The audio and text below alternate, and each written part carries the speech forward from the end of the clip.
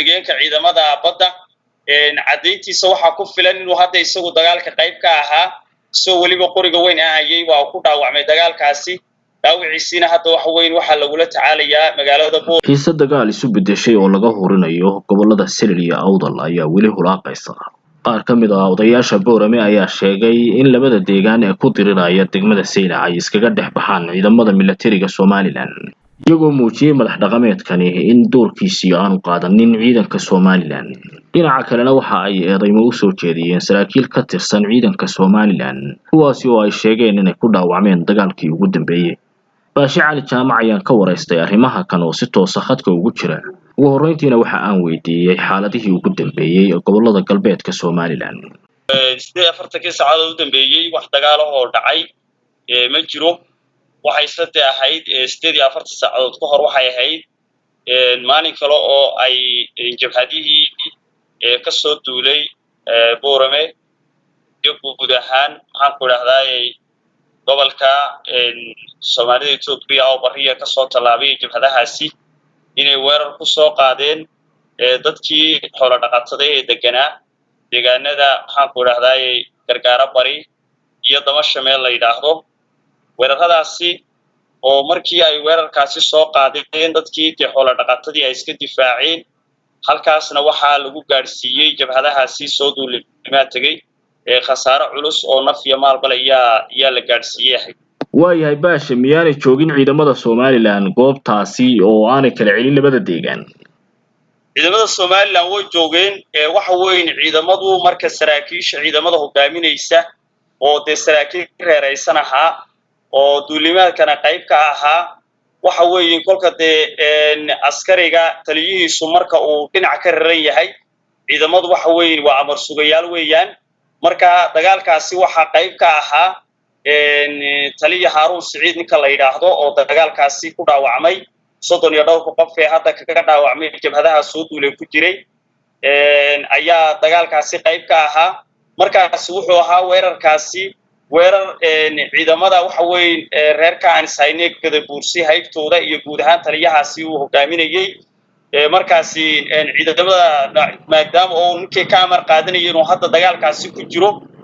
wax maxaan ku raahday dhexgala amba si saameynaho ciidanka qaranku arintaasi weerarkaasi daraadu ku yeeshay ma jirin. dagaalkii bilaamay aroortii hore iyo gobolku iskugu dhacay oo waxa weyn khasaaro culus baa gaaray labada dhinacba.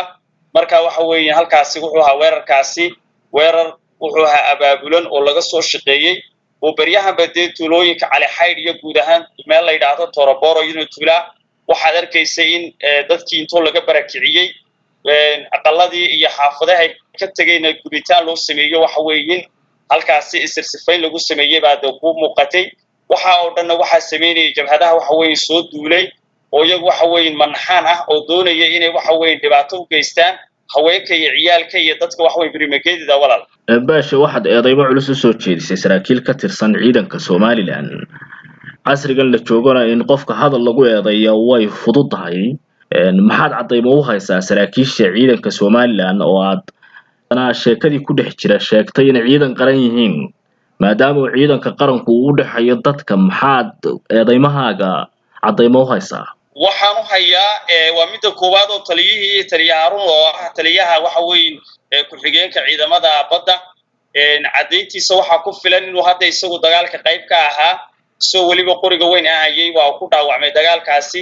dhaawiciisina hadda waxa weyn waxa lagula tacaalayaa magaalada Boorama. waxaana ogay 7 ka hor in magaalada Lughaya oo xeebaha uu beeshiisaasi gaar ahaan kuwa deegaanka degan ugu qaybiyay halkaas hub oo qoryaha iyo nuucyadiisa kala duwan ugu qaybiyay. cadeyntaasi waxa kugu filan marka waxa weey sargaalku uu ku jiro falka inta leeg isagiiba uu dhacdadana ay saameyn ku yeelato dhaawac ka soo gaaray iyo horta cadeyn walaal Yuusuf oo ku filan ciidanka qaranka kolkii horjoogii abanikii maamulaya uu noqday nin dhinac ka rarani waa aniga kuule ciidanka qaranka ee kala ay amar bay sugayaan amarkaasna iyagu wuxuu ahaa inay xirooyinkooda ku eekaadaan oo kuma lihiin ciidanku qayb ka ah dagaalka laakiin qayb ciidanka kamid ah oo ninkaas uu watay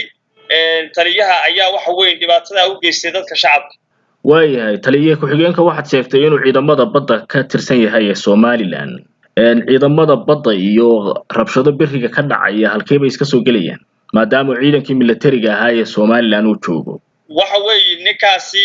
taliyaha uu cadaystaan ku yiri oo arintaasi in jabhadaha uu ka garab dagaalamo oo uu taageeradii waxa weeye hubeedu u hayay iyo tii waxa weeye farsamo ahaan ee ciidan ahaan u hayay intaba uu dadkooda ku caawiyo way cadaatay arintaasna waxay banaanka timid Yuusufoonan waxa weeye marama aan lahayn in isla isagii dagaalkaasi ku jira uu hadda dhaawac yahay taasaan ku xaqiijinayaa waayahay baashe ma la oran karaa mar horena waxaad ka dhawaajisay jabhado dhinaca Itoobiya ka yimi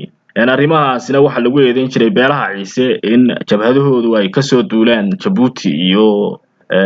wadanka Itoobiya sidoo kale dhawaan waxa soo baxay war sheegaya in taliyaha ciidanka madaxtooyada ee wadanka Djibouti uu hub soo geliyay Somaliland ma la oran karaa arrimahaas iyo kuwan ayaa doonaysaan inay iska horgeysaan si ay isugu noqdaan laba arrimood oo isku mid ah maya waxa weeye anagu waxaan nahay dadkii deegaanka dadkii dhibaatadaasi soo gaadhaanahay dadkii waxa weeye jabhadaha soo duulay iyo sarkaalka ciidamada kamid ah ay xasuuq iyo dhibaatada u geystay baan nahay marka waxa weeye tan adiga leedahay taliyaha Djibouti horta Djibouti waa wadan kale oo waxa weeye maaha Somaliland haddii uu ku jirana de waxa weeye ciida dhibta wadayaday gaadhay waad arki lahayd oo ambase raadadii cadeymaha la keeni lahaa markaasi wararkaasi saraakiil Djibouti ah hub qaybisiyo iyaga ku jiray waa ku tiri ku teenay ilaa imika ciisaha gudaha ka dagaalamaya ee istifaacaya waa dad xoolo dhaqata waana dadkii deegaanka dad meel kale ka yimid maaha walaal